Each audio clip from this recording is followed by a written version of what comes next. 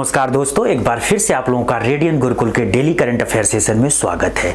दोस्तों आज के सेशन में हम लोग बात करने वाले हैं 20 दिसंबर की उन सभी इंपॉर्टेंट घटनाओं की जो आपके आने वाले एग्जाम के लिए बहुत ज़्यादा इंपॉर्टेंट होने वाले हैं। तो जो भी दोस्त चैनल पर नए हैं वे चैनल को सब्सक्राइब कर लेंगे ताकि उनको लगातार इस तरह के और भी वीडियोस मिलते रहें। चलिए दोस्तों आज के सेशन को शुरू करते हैं और आज के सेशन का सबसे इंपॉर्टेंट जो क्वेश्चन हम लोगों ने फ्रेम किया हुआ है वो समान नागरिक संहिता पे दोस्तों। तो देखिए जो यूसीसी जिसको यूनिफॉर्म सिविल कोड बोल रहे हैं, आखिर उसको उत्तराखंड कब से अपने यहां लागू करने जा रहा है, इसी पे हमारा बेस्ड है पहला क्वेश्चन। तो बिल्कुल याद रखिएगा जनवरी 2025 से उत्तराखंड जो है कि इसको क्या कर रहा है, लागू करने जा रहा है। तो अब देखिए आपके आने वाले एग्जाम में इस पर बेस्ड कैसे क्वेश्चन आ सकता है। Who will become the first Indian state to implement the uniform civil code यानी कि यूसीसी स्टार्टिंग जनवरी 2025। तो देखिए दोस्तों जनवरी 2025 से समान नागरिक संहिता लागू करने वाला भारत का पहला राज्य कौन बनने जा रहा है। तो बिल्कुल याद रखिएगा उस राज्य का नाम है उत्तराखंड। उत्तराखंड की सरकार ने ऑलरेडी इसी साल 2024 में फरवरी महीने में उन्होंने क्या किया था, अपने आगे जो स्टेट असेंबली होती है जिसको विधानसभा बोलते हैं, वहां से यूसीसी बिल को पास कर लिया था दोस्तों। तो वहां पर एक कानून बनकर तैयार था, फाइनल जो सबमिशन होता है राज्यपाल राष्ट्रपति सबके द्वारा उस पर साइन वगैरह हो गया था। तो पूरी तरीके से कानून बनकर तैयार था, बस वेट इस बात का हो रहा था कब उत्तराखंड की सरकार यानी कि वहां के मुख्यमंत्री पुष्कर सिंह धामी इसको इन्फोर्स करेंगे दोस्तों। तो फाइनली उत्तराखंड की सरकार का अनाउंसमेंट आ गया है कि इस साल जो अगला साल आ रहा है यानी कि जनवरी 2025 वहां से ये करने जा रहे हैं यूसीसी को लागू। तो 1 जनवरी 2025 से जैसे ही उत्तराखंड में समान नागरिक संहिता लागू होगा वो भारत का इस तरीके का कानून लागू करने वाला आजादी के बाद पहला राज्य बन जाएगा दोस्तों। तो पहले तो आप ये जान लो कि अगर उत्तराखंड पहला राज्य बन रहा है आजादी के बाद, तो क्या उसके पहले यानी कि आजादी से पहले क्या भारत का कोई ऐसा राज्य है जहां पर यूसीसी लागू है। तो बिल्कुल हाँ, उसका उत्तर याद रखना है गोवा। अब देखिए गोवा हमेशा से पुर्तगालियों के अंडर में रहा, पुर्तगालियों ने अपना जो भी कॉलोनी वगैरह बसाया वो गोवा में ही बसाया। तो उन्होंने वहां के लिए एक स्पेशल कानून बनाया जो समान नागरिक संहिता से मिलता जुलता था। तो इस तरीके से हम बार बार एग्जाम में भी क्वेश्चन देखते हैं कि क्या भारत का कोई ऐसा राज्य है वर्तमान में जहां पर यूसीसी लागू है। तो बिल्कुल हाँ दोस्तों, नाम याद रखना है उसका गोवा। और अब कौन सा राज्य बनने जा रहा है आजादी के बाद पहला राज्य, तो उसका नाम याद रखना है उत्तराखंड। अब बात करते हैं यूसीसी होता क्या है। तो देखिए समान नागरिक संहिता का जो प्रावधान है, संवैधानिक प्रावधान या फिर कह सकते हैं कि कॉन्स्टिट्यूशनल जो प्रोविजंस हैं वो हमारे संविधान के आर्टिकल 44 में दिए गए हैं। और under the directive principles of state जो होते हैं यानी कि जिसको हम राज्य के नीति निर्देशक तत्व बोलते हैं, जो इसके अंतर्गत वे अधिकार शामिल होते हैं नागरिकों के जिनको देने की जिम्मेदारी राज्यों के ऊपर होती है या फिर कह सकते हैं कि कार्यपालिका के ऊपर होती है। जो एग्जीक्यूटिव है इसके पास अगर रिसोर्सेज आ जाते हैं, चाहे वो पैसा हो या फिर किसी अन्य टाइप का रिसोर्स, तो वो जो हमारे देश के नागरिक हैं उनको इस डायरेक्टिव प्रिंसिपल के अंडर में जितने भी राइट्स हैं या फिर अधिकार हैं उनको वो देने का प्रयास करता है। तो बिल्कुल याद रखना है कि आर्टिकल 44 जो कि एक पार्ट है डायरेक्टिव प्रिंसिपल्स का, उसी में प्रोविजन किया गया है कि जब सब चीजें ठीक हो जाएंगी केंद्र सरकार को या फिर राज्य सरकारों को लगेगा कि हम लोग अपने यहाँ जो है कि यूनिफॉर्म सिविल कोड ला सकते हैं, तो इस तरह से कानून बनाया जा सकता है दोस्तों। और इसी के पूरे प्रोविजन के तहत उत्तराखंड स्टेट ने जो है कि कानून बनाया और अब वो जनवरी से लागू करने जा रहा है। भारत सरकार भी इस मामले में बहुत तेजी से प्रयास कर रहा है। रिसेंटली जो विंटर सेशन चल रहा है पार्लियामेंट का, उसमें जो हमारे होम मिनिस्टर हैं वो बार बार यूसीसी पर बात कर रहे हैं, यूसीसी पे बिल ला रहे हैं। तो भारत सरकार का भी कहीं ना कहीं ये टारगेट है कि हम पूरे भारत में जो है कि समान नागरिक संहिता से संबंधित कानून बना ले दोस्तों। चलिए अब बात करते हैं कि समान नागरिक संहिता होती क्या है। तो यहां पे बिल्कुल याद रखिएगा कि ये ऐसे कानून होते हैं जिसमें जितने भी लोग होते हैं या फिर जिस पूरे के पूरे क्षेत्र में जितने भी नागरिक होते हैं उनके लिए कुछ स्पेशल मुद्दों पे, जिसमें विवाह, तलाक, उत्तराधिकार जिसको हम हेरिटेज बोलते हैं, और गोद लेने का जो पूरा का पूरा नियम कानून होता है वो सभी धर्मों के लिए क्या हो जाएगा, यहाँ पे समान हो जाएगा दोस्तों। तो यहाँ पर एक चीज आपको याद रखना है कि ये जो है, जैसे आज के डेट में आप देखोगे कि हिंदुओं का विवाह से संबंधित नियम अलग है, तलाक से संबंधित नियम अलग है, मुसलमानों का अलग है या फिर अन्य धर्मों का अलग है। इससे बहुत ज़्यादा समस्याएं होती हैं क्या कि किसी धर्म की महिलाओं को ज़्यादा पावर है, किसी धर्म में महिलाओं को कम पावर है। इस तरीके से ये सारी समस्याओं को जड़ से खत्म करने के लिए ही समान नागरिक संहिता का प्रावधान किया गया है कि अगर वो भारत में रह रहा है, चाहे किसी भी धर्म का हो, चाहे वो किसी संप्रदाय से रिलेटेड हो, उसके इन सब मुद्दों से रिलेटेड जो कानून होंगे वो सेम होंगे दोस्तों। चलिए आज के सेशन के एक और इंपॉर्टेंट क्वेश्चन की तरफ बढ़ते हैं। Who has appointed as SBI new managing director यानी कि MD इन दिसंबर 2024। ये भी क्वेश्चन ऑफ द डे मैं इसको बोल सकता हूँ, मोस्ट इंपॉर्टेंट क्वेश्चन है दोस्तों। आने वाले जितने एग्जाम है वहां पर आप देखोगे बार बार रिपीट होता हुआ क्वेश्चन दिखेगा कि रिसेंटली दिसंबर 2024 में SBI का नया MD और चेयरमैन किसको नियुक्त किया गया है। नाम बिल्कुल याद रखना है, राम मोहन राव अमरा दोस्तों। ये जो राम मोहन राव अमरा है, ये देखिए इनकी इमेज है और इनको रिसेंटली अपॉइंट किया गया है जो हमारी भारत सरकार है। और भारत सरकार का जो कैबिनेट है उन्होंने क्या किया है, अप्रूव कर दिया है कि चलिए अब SBI के नए MD बनेंगे यही व्यक्ति। अभी किसको रिप्लेस करेंगे तो ये भी नाम बिल्कुल याद रखना है। ये जो CS शेट्टी हैं, अभी इनको रिसेंटली इसी साल अगस्त 2024 में एज ए SBI के MD के रूप में अपॉइंट किया गया था। तो बहुत छोटा कार्यकाल था इनका और इनका कार्यकाल अभी पूरा हो गया, या फिर कह सकते हैं कि इनको हटाकर अब इनके जगह पर ये नए जो है कि SBI के MD के रूप में अपॉइंट हुए हैं दोस्तों। अभी जो राम मोहन राव अमरा है, इनका जो कार्यकाल होगा ये भी बिल्कुल याद रखिएगा, 3 वर्षों के लिए इनका अपॉइंटमेंट किया गया है। अच्छा, यहाँ पे एक चीज और आपको बता दूं कि जो SBI है ना बैंक दोस्तों, जो स्टेट बैंक ऑफ इंडिया है, ये वर्तमान में भारत सरकार की सबसे बड़ी पब्लिक सेक्टर बैंक है, यानी कि सार्वजनिक क्षेत्र की बैंक है, जिसकी स्थापना 1 जुलाई 1955 को की गई थी और इसका पुराना नाम था इंपीरियल बैंक ऑफ इंडिया। तो इंपीरियल बैंक ऑफ इंडिया को ही नेशनलाइज किया गया था 1 जुलाई को 1955 में और इसका नाम बदलकर कर दिया गया था स्टेट बैंक ऑफ इंडिया, जिसका हेडक्वार्टर कहां पर है तो बिल्कुल याद रखिएगा, मुंबई में। और बहुत बार क्वेश्चन आपसे पूछा जाएगा कि वर्तमान में भारत के जितने भी सार्वजनिक क्षेत्र के बैंक हैं, जिनको हम पब्लिक सेक्टर बैंक्स बोलते हैं, उनमें सबसे बड़ा कौन है तो याद रखना है state bank of India SBI। इसके बाद दोस्तों आज के सेशन का एक और इंपॉर्टेंट क्वेश्चन देखते हैं। Who won the men's player of the year award at the FIFA best awards 2024। तो देखिए पूरी दुनिया में जो फुटबॉल से संबंधित अवार्ड्स होते हैं उनमें जो सबसे बड़ा अवार्ड होता है उसको फीफा बेस्ट अवार्ड्स कहते हैं और इसका जो है कि अनाउंसमेंट रिसेंटली दिसंबर 2024 में किया गया है। और 2024 में जितने भी फुटबॉल से रिलेटेड खिलाड़ी थे जिन्होंने अपने खेल का प्रदर्शन किया, उनमें से अलग अलग कैटेगरीज में ढेर सारे अवार्ड्स इन खिलाड़ियों को बांटे गए हैं दोस्तों। तो पूरी दुनिया का जो सबसे बड़ा फुटबॉल अवार्ड्स होता है जिसमें हम पुरुष खिलाड़ी, जो बेस्ट पुरुष खिलाड़ी होता है उसको देते हैं, तो वो इस बार का किसे चुना गया है, नाम बिल्कुल आपको याद रखना है, विनिसियस जूनियर दोस्तों।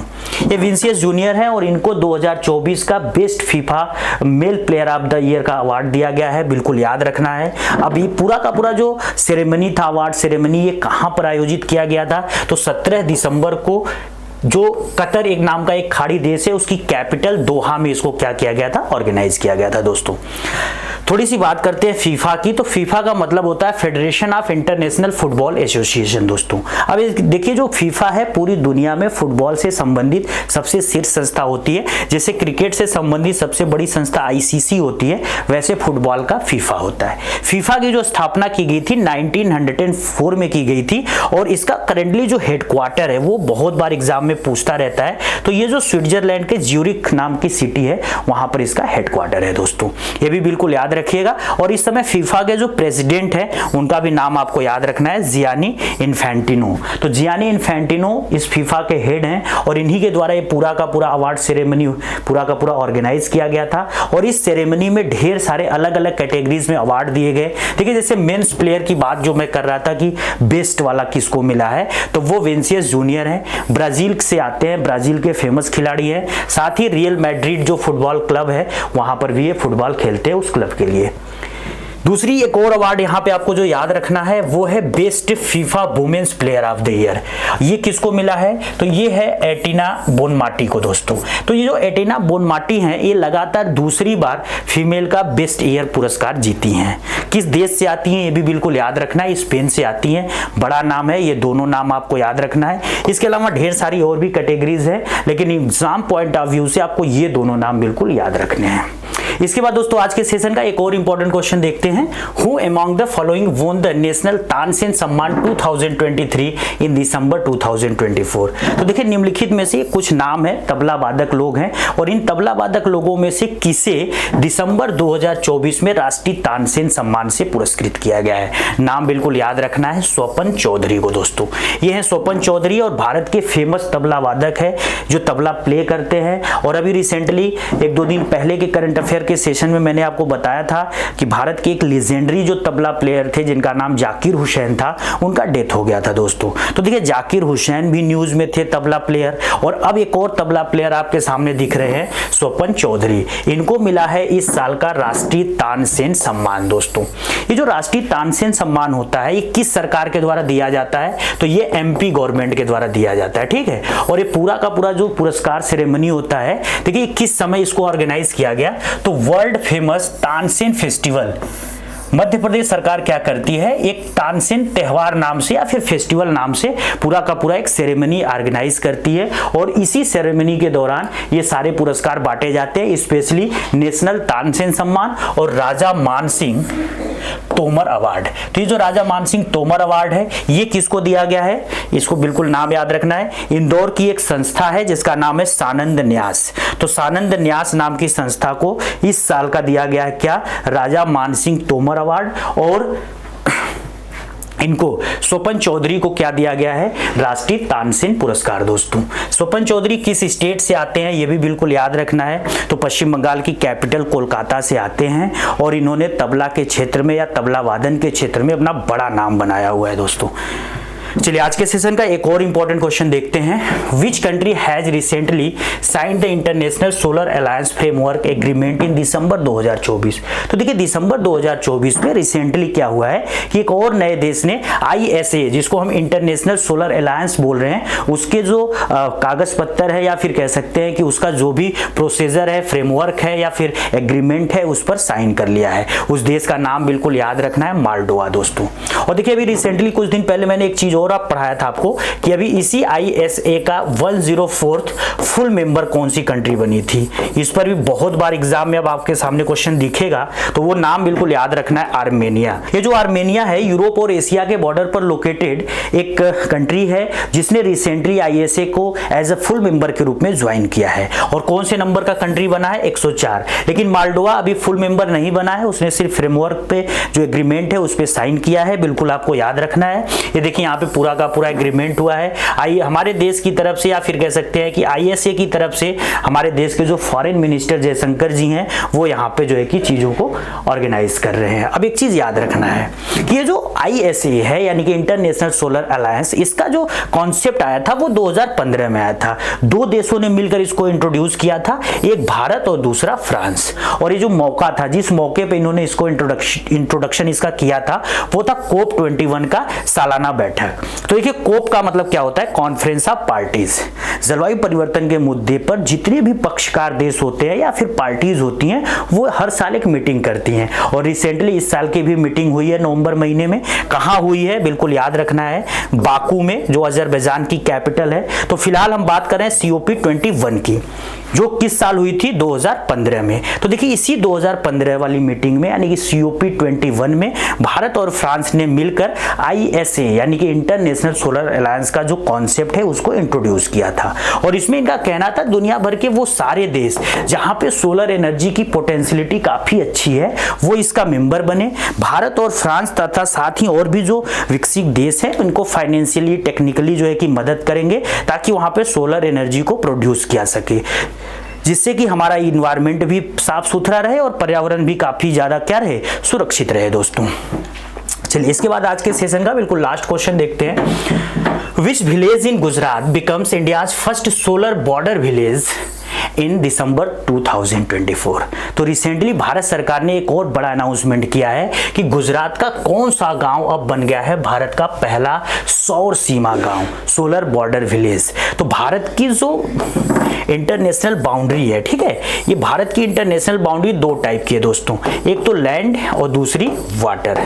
जो हमारी वाटर बाउंड्री है इसकी जो लेंथ है 7516 किलोमीटर और जो लैंड बाउंड्री है दोस्तों ये अप्रोक्सीमेटली 15,200 किलोमीटर। तो ये 15,200 किलोमीटर लंबी जो हमारी स्थलीय सीमा है उसके आसपास बहुत सारे गांव हैं, इन्हीं को बॉर्डर विलेज बोलते हैं दोस्तों।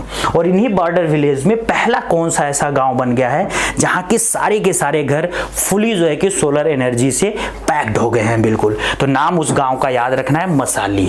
अभी देखिए जो मसाली विलेज है दोस्तों, ये कहां पर आता है तो गुजरात में आता है, और गुजरात का एक स्पेशल डिस्ट्रिक्ट है जिसका क्या नाम है, बनासकांठा। तो बनासकांठा जिले का गांव है। इसका जो लोकेशन है वो पाकिस्तान की सीमा से 40 किलोमीटर दूर है, और यहाँ पे लगभग 800 लोग रहते हैं, बहुत सारी फैमिलीज है। और हर घर पर क्या किया है भारत सरकार की तरफ से, ये देखिए सोलर पैनल को क्या किया गया है, इंपोज करा दिया गया है, जिससे हर घर में जो बिजली होगी वो इसी सोलर पैनल के तहत मतलब मिल जाएगी दोस्तों। भारत में एक स्कीम स्टार्ट की गई है इसी साल फरवरी 2024 में, जिसका नाम रखा गया है पीएम सूर्य घर मुफ्त बिजली योजना। अब देखिए जो पीएम सूर्य घर मुफ्त बिजली योजना है, इसमें सरकार कह रही है कि भाई हम हर परिवार को जो भी इस योजना के अंतर्गत आएगा उसको 300 यूनिट फ्री बिजली देंगे। साथ ही उनके घरों पर जो सोलर रूफटॉप अगर वो लगवाना चाहते हैं, सोलर पैनल लगवाना चाहते हैं छतों पर, तो उनके इंस्टॉलेशन के लिए बढ़िया सब्सिडी देंगे काफी मात्रा में। ठीक है दोस्तों, तो ये बिल्कुल याद रखना है, पीएम सूर्य घर बिजली योजना। साथ ही भारत का पहला गांव कौन सा बना है जहां पर की बॉर्डर पर पूरी की पूरी जो इलेक्ट्रिसिटी है वो सोलर से सप्लाई होगी, तो नाम याद एक बार फिर से आपको बता दूं, मसाली विलेज दोस्तों। आज के सेशन में बस इतना ही दोस्तों। आज के सेशन की पूरी पीडीएफ आपको रेडियन गुरुकुल के टेलीग्राम चैनल से मिल जाएगी, जाकर वहां से डाउनलोड कर लेना है। डेली करंट अफेयर्स अपडेट के लिए आपको रेडियन गुरुकुल के यूट्यूब चैनल के साथ जुड़ जाना है। वीडियोज अच्छे लग रहे हैं तो इनको लाइक करिए, कमेंट करिए, दोस्तों के साथ शेयर करिए, और अगर चैनल पर नए हैं तो चैनल को सब्सक्राइब कर लीजिए। जय हिंद दोस्तों।